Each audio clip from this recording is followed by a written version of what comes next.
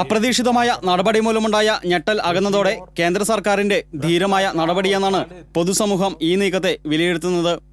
ജനങ്ങൾക്കുണ്ടാകുന്ന പ്രായോഗിക ബുദ്ധിമുട്ടുകളും പണമിടപാട് സംബന്ധിച്ച ആശങ്കകളും നിലനിൽക്കുന്നുണ്ടെങ്കിലും സദുദ്ദേശത്തോടെയുള്ള നടപടിയായി തന്നെയാണ് 500-ന്റെയും 1000-ന്റെയും നോട്ടുകൾ ഒറ്റയടിക്ക് പിൻവലിച്ച നടപടി വ്യാഖ്യാനിക്കപ്പെടുന്നത്.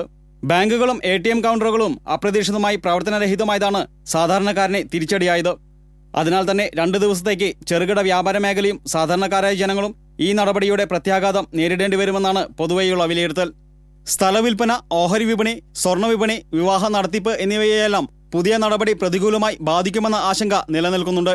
പൊതുസമൂഹത്തിനിടയിലും സമൂഹ മാധ്യമങ്ങൾക്കിടയിലും നടപടി വലിയ ചർച്ചയായി മാറിത്തീർന്നിരിക്കുകയാണ്.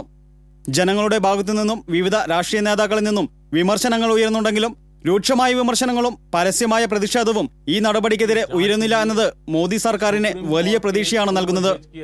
ജനങ്ങൾക്കുണ്ടാകുന്ന പ്രായോഗിക ബുദ്ധിമുട്ടുകൾ മാറ്റി നിർത്തിയാൽ ഇന്ത്യൻ രാഷ്ട്രീയ ചരിത്രത്തിൽ ഇടം പിടിക്കുന്ന സുപ്രധാന നടപടി പ്രധാനമന്ത്രി എന്ന നിലയിൽ മോദിക്ക് വൻ സ്വീകാര്യത നൽകുമെന്നാണ് പൊതുവെയുള്ള വിലയിരുത്തൽ. News desk TCV.